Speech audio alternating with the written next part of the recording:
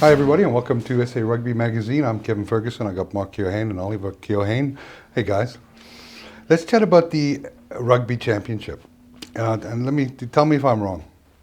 I get the distinct feeling, and it's like when you're breaking up with a girlfriend. Haven't got the balls to tell her yet, so you just delay it. And I'm getting the impression that Friday, today's Thursday, but Friday that they've got to tell Sanzar whether they're playing in the championship or not, and they just know that they're not going to play, but afraid to tell them. Well, it's like when you leave, but you do leave a bag, but you don't know if you're ever going back for that bag.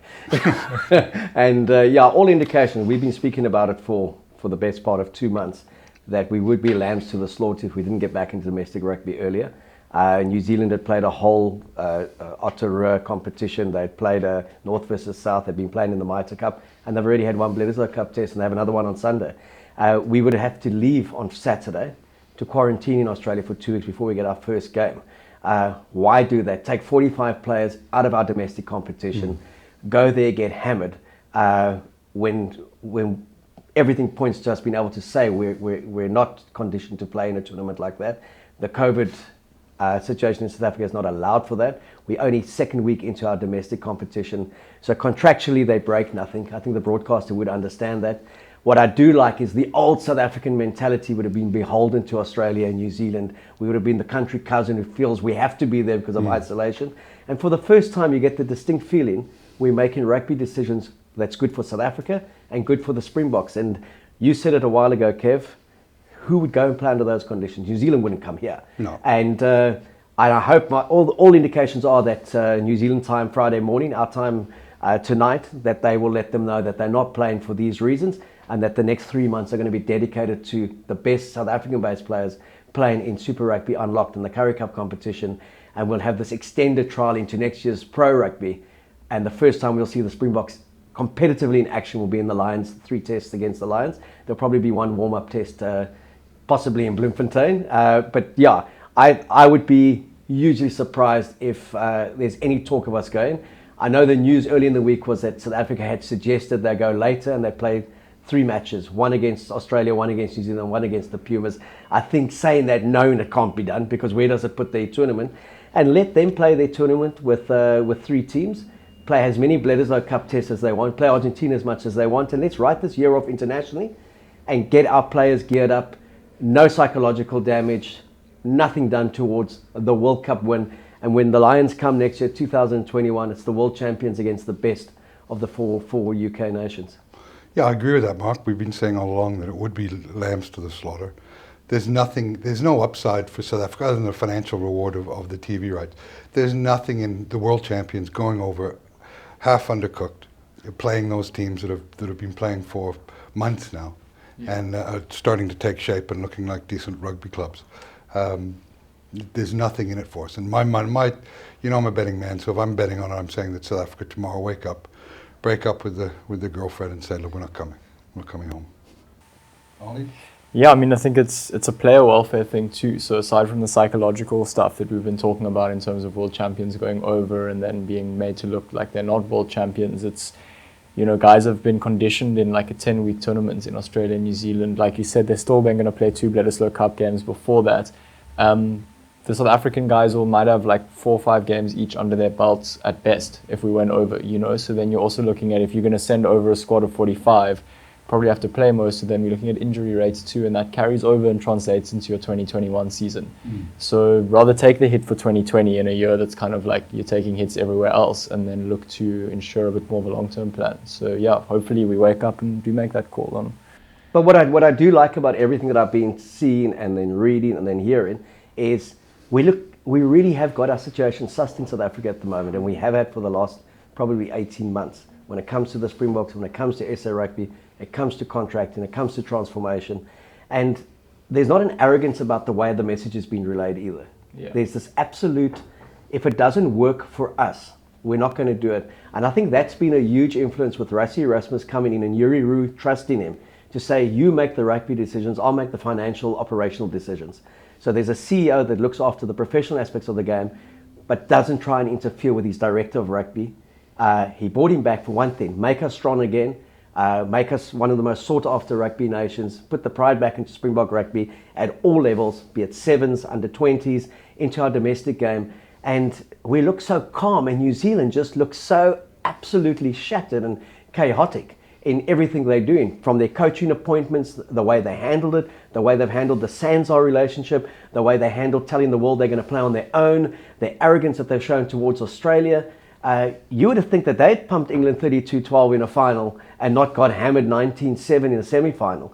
You know, they took 17 of those 23 players, played against the Wallabies, and they looked as average, as vulnerable, and as awful at times as they did in that semi-final. So New Zealand's never going to be weak, but they're not particularly strong at the moment when you're looking at the top 3 or 4 in the world. So you're not impressed with their run out on Saturday? No, I wasn't, you know, and we said it again. We said it would be a single-digit game, and don't be surprised if the Wallabies even pox it, even though they hadn't won there for 19 years. And that 17.5 points or 18 points differential was like crazy. There was some sloppy rugby, some sloppy kicking, some sloppy finishing. It wasn't really that attractive a brand of rugby to watch either, was it? I think, like with New Zealand, one thing in the last 2 years that's become evident that was never there in the last 10 years is the combinations that they're playing. They've always had their combinations very sussed out. You know, you had Conrad Smith, Nonu, then when Sonny Bill Williams came into the mix, there was a clear role defined for him. They would have sort of like cycles of 2 years where they had a back 3, and then there would be a brand new back 3, but they would be the guys for the next 2 years. They had their loose forwards, their locks. Now it's like, especially in the back line, for all the talent that you've got there, you're chopping and changing 12s and 13s. You've got Rugby Championship moving in, then moving back out. Sevu Reece playing last year for the whole year, now being dropped. You know, Geordie Barrett playing on the wing. I don't know if he's a wing, taking the best 10 from 10 and putting him to 15. They've got all the talent there, but you don't get the sense that they're playing with a structure and a combination that the old All Blacks had. And I think that translates. That's down to coaching, isn't it, Mark? Don't you coaching think? and talent identification and selection. And if you look at the great coaches who've done very well, they've been spoiled for choice with certain players, but they've gone to play and said, Kevin, you're 1, Ollie, you're 2, and Mark, you're 3. That's it. Kevin gets injured, Ollie steps in. If he's injured, Mark steps in. If Mark scored 25 points and Kevin's available, he goes back in. He's the number 1. They don't kind of like what Jack White did. Yeah, and Graham Henry did that finally. Steve Hansen did that. They don't try and say, okay, Mark, you played 12. Ollie, you're going to play 15, so Kevin can start at 10.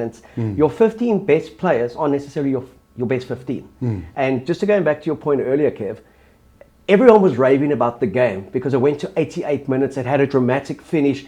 These were 2 teams playing typical Bledisloe Cup rugby. They want to score tries to win it. But it was a very average game at times. The Australian pack bullied the New Zealand pack as England did. The decision making was very, very poor from both halfbacks. There were great moments, but it wasn't, and that's what annoys me. But when I look at the social media and the South Africans, like, oh, look at these guys, you know, no, our pack would have monstered these guys. Yeah, their backs wouldn't have seen much of the ball. Well, spare a thought for Scott Robinson, who's probably in Canterbury, laughing his bollocks off at probably knowing that he could bring a team over there and beat both those teams. No, I think if the Crusaders had run out at Wellington as their 15 they played in Super Rugby, they would have beaten Australia by at least 10 points, and they would have done it quite comfortably. Robinson in his selections has also shown all year he knows who his players are. He knows kind of how to play them.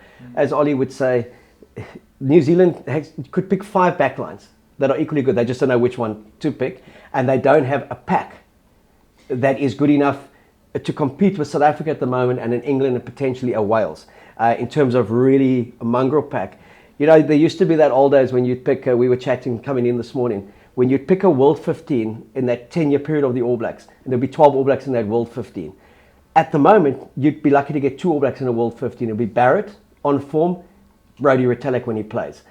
No one else is that significantly better than other players. And if you had to pick a combined Springbok All Black team, the majority of that team would be Springboks at the moment, and it's been a long time since we could say that. And so when I talk about New Zealand vulnerability, every monkey says to me, oh, New Zealand, they'll never be weak. I'm not saying they're weak.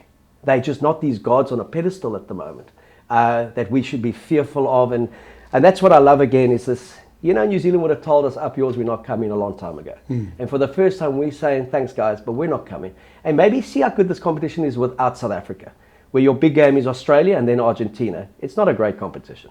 No, for sure. And, you know, the one thing that we've been resolute on is that Foster was the wrong appointment. I mean, have you seen the movie Pet Detective 2, where they're in the monastery, you know, and he announces that he's going to leave, and they give him the medallion of enlightenment and all this stuff. And when he's leaving, they're all jumping and dancing and singing. That I felt that was my reaction to Foster getting the job and not Robinson getting the job. Yeah. Because if Robinson had got the job, then I would have been worried for South African rugby, because he's a master tactician and he was the right appointment.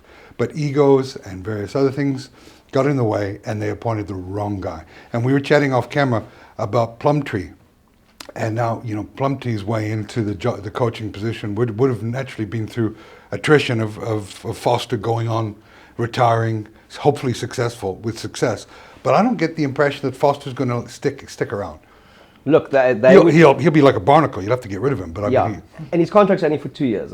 But they take enough beatings or struggle enough. They do have that option of Gatlin coming back after 2021, despite his indifferent run with the Chiefs, and obviously Robinson still being there. Indifferent. Yes. Shocking. Now they did get a win. I was saying, well, shite. Eh? I mean, it was they got a win pre-COVID. wow. But Plumtree is the one that should be the head coach there. No, And- Robertson should be the head coach. Well, outside of that existing group, he should be the head coach. But even he's whinging. No, he's whinging. But what's happening is you find a guy that's coming in as assistant who's actually the dominant one in the circle, can't actually go to the fore. So he's got to allow the other guy to go in. But what I found very surprising, I've never heard Plum, when he was at the Sharks and the Hurricanes, have a whinge. And especially talking about how his boys got hit off the ball and Aussie foul tactics and Dave Rennie, typical rugby. And then says All Blacks don't cry. But, you know, Plum, it sounds like you're whinging a bit then, having a good old cry, you know. So it was great to see Mahunga getting smashed off the ball, because New Zealand does that every time. Yeah. How many times have our South African players not been smashed? We go back to the Welsh test a few years ago. Andrew Horn knocked out the Welsh lock as he was running, chasing him for a try with a right hook that no one saw. I mean, the guy was carried off on a stretcher, and that was just tough New Zealand rugby. So they're getting back a little bit of their own medicine, and they don't like it. Yeah, no, clearly they don't like it. What you're saying about Plumtree also speaks to the whole dynamic in terms of like sort of blurred lines in leadership in that All Black squad. Like the other thing of the sort of golden All Black era is there were very clear distinctions between like a core group of experience and then sort of raw young talents and how they would manage the two. And at the moment, I feel like it's kind of these blurred lines between guys that have been on the fringes in the mix for the past 2-3 years but haven't quite had that huge breakthrough, and then guys that are semi-experienced but still not, you know, not your Richie McCaws, not your Kieran Reeds, Kevin Mialamus, etc. And it's almost the same in the coaching group, you know, like when Steve Hansen came in for Graham Henry, it was like there's a very experienced, like we know he's going to take over for the next 8 years and be sort of at the top, and then second to him is second to him. Now you're sort of questioning, like, is second in line actually meant to be first in line there, you know? You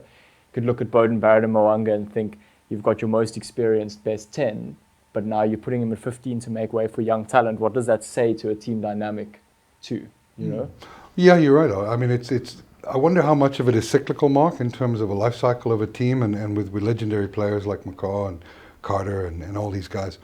And now you just don't have that talent base. Well, I think you hit the nail on the head there, Kev. If you look at that great Australian cricket side, the Ball brothers, McGrath, Warne, Healy, Hayden, Gilchrist, Lanner, when they went, Australia for 5 years struggled. Everyone was knocking them over. And it's only now that they've started to find their groove again, bring through some youngsters. So there was a whole generation of Australian cricketers that we never saw because they couldn't get into that team. New Zealand's lost a generation because they couldn't crack it with Carter there, McCaw there, all those wonderful players. And that was a magnificent squad of players to have around for 10 years, to win 88% of your games, to win 2 World Cups, win how many Rugby Championships, winning South Africa 90% of the time. Hats off to them. So the world was spoilt they were the exception to the world sporting kind of win percentage ratios. The All Black side now is just one of the pack and one of the top 4, but they're one of the pack. They're no longer leading the pack, you know. And if I look at the leadership as well, one of the New Zealand journalists wrote, when Hansen spoke, that was what the team's protocol was because he was the head coach. Then you had Sam Cane saying, we're not going to take this, the schedule. Then you had Foster saying, one of the lads came in and told me, if he's not home by Christmas, he's not going.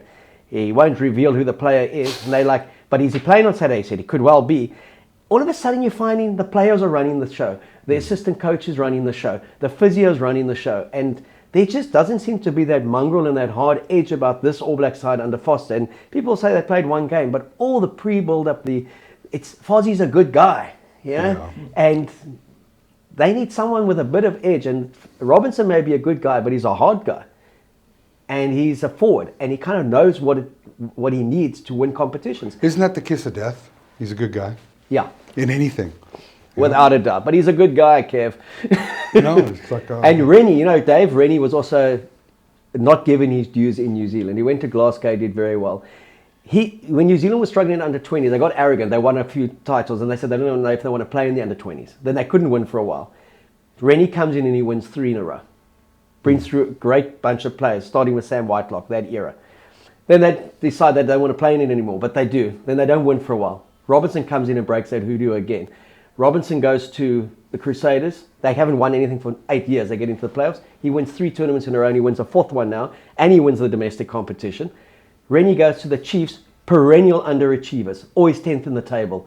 5, 6, 7 great All Blacks in their side, never does anything. He starts drafting from Wellington, from Manawatu, 1 or 2 players, puts combinations together, gets that pack firing with mongrel, brings in a Crude and a Sonny Ball Williams who goes and plays there. They smash everyone. Back-to-back titles. 3rd year, they lost a few players, still competitive. He leaves, the Chiefs will be nowhere again. Yeah. So he's gone to Australia, very understated, and he's identified a core of young players who've got a bit of edge in their pack. He had a lot of debutants on that field. He's gone with a few experienced players, and the pity for me was watching that game. Jeez, that Reece Hodge penalty could have landed in the South Island. I don't know how that post is still up. I mean, it was with that wind behind him, but 60-odd meters. He nailed it. I mean, that deserved the 3 points and a magnificent 1916. It did, but if they'd have kept their head, they should have easily slotted a drop goal. Yeah, they were there. They were positioned there to win it. And the fact that New Zealand then got back to the other end, and that should have been a drop goal. I mean, they had all the ascendancy. Mohanga had to drop back, snap it over, and it's game over. Because Australia were gone at that stage. That's why O'Connor kicked the ball out. What did they try? That old elaborate, they've got to score score in the corner, and the New Zealand way, we win with tries. Well, they found out in 2007 New Zealand were lucky in that game because there was a definite penalty in the 81st or 82nd minute where that guy came in on the side. That should have been 3 points in front of the post. So, I mean, New Zealand were lucky to draw that game.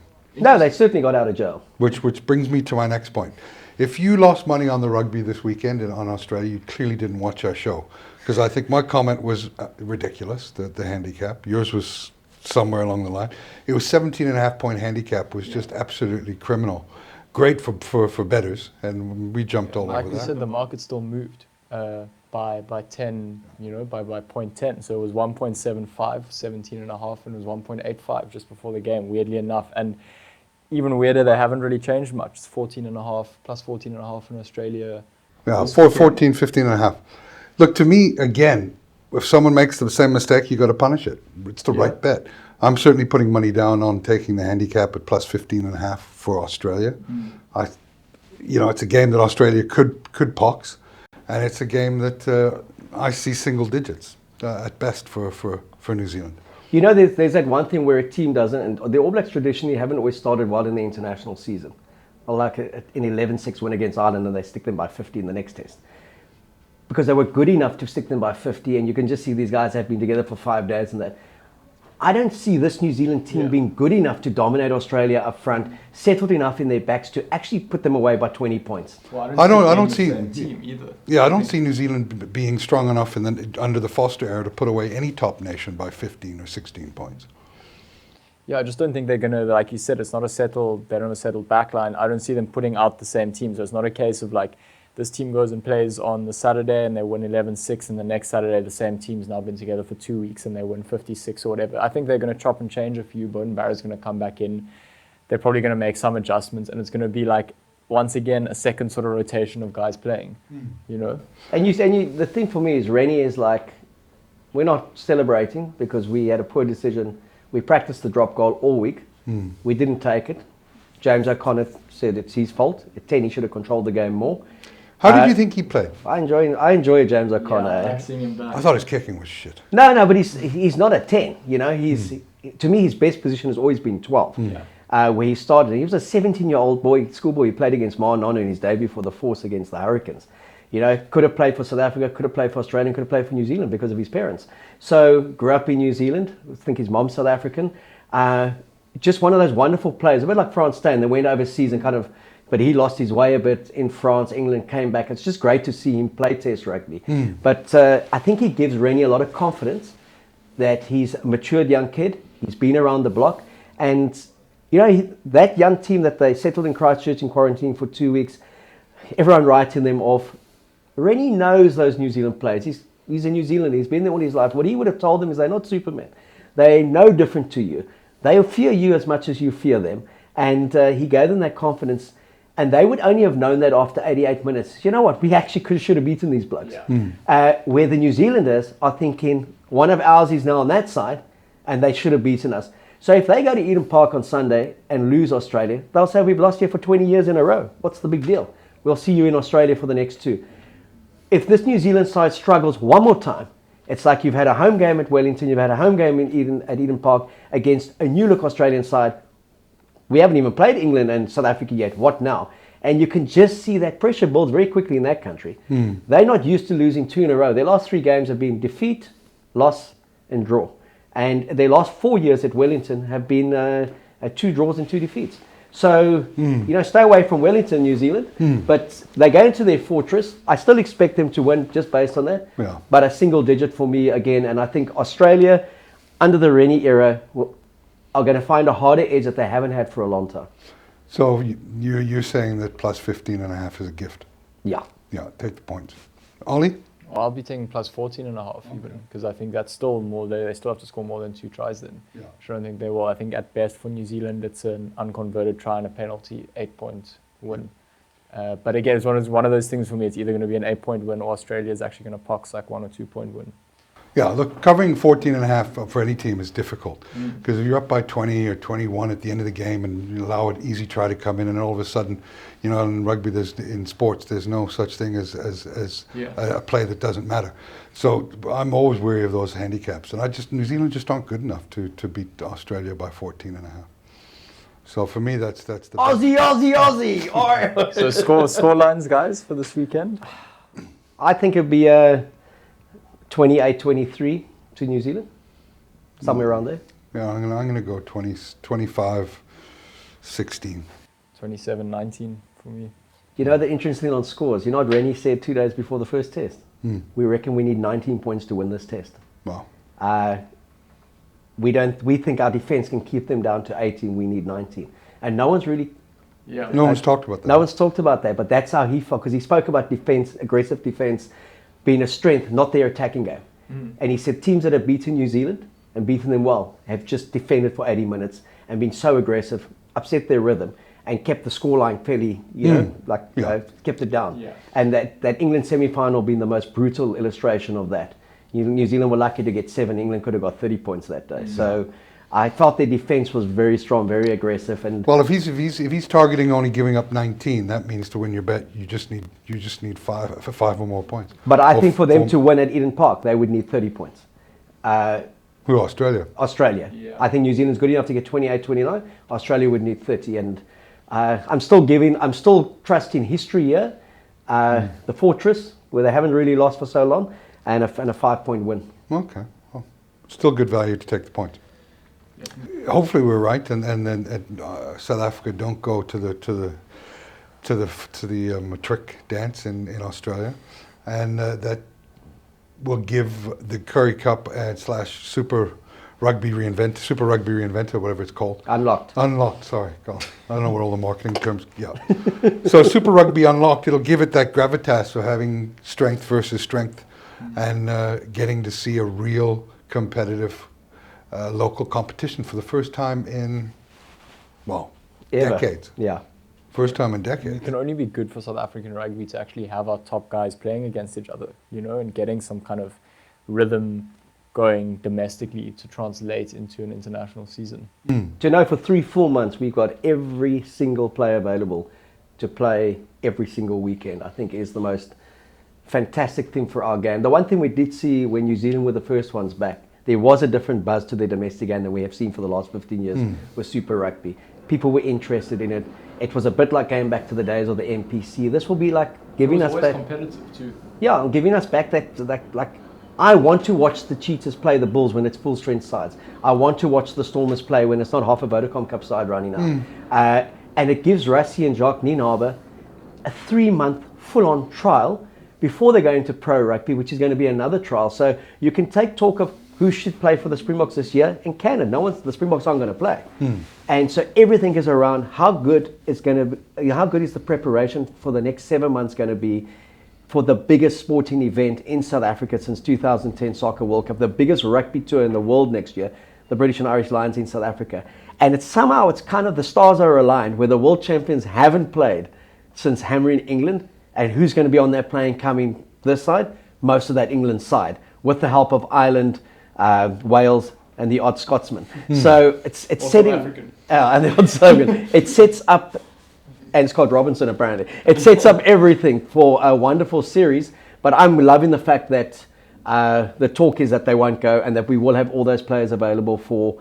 I think it'll be a wonderful, wonderful 3 months of rugby played in summer conditions. And you said, like, what's that going to be like? Yeah. But I think what will keep the public's interest there is the fact that it's the best players playing week in, week out, and they're not playing to play for the Springboks in the next 3 weeks. They're playing for the Stormers, playing for the Cheetahs, Lions, etc. And I think it's going to be great for our game. It's going to set everything up for 2021. And I think the fact that it will be announced that they won't go will immediately give a different mentality to those players who are playing in this tournament. This isn't now 4 matches of warm-up to go play New Zealand and Australia. Now you're playing for a championship and for that domestic glory.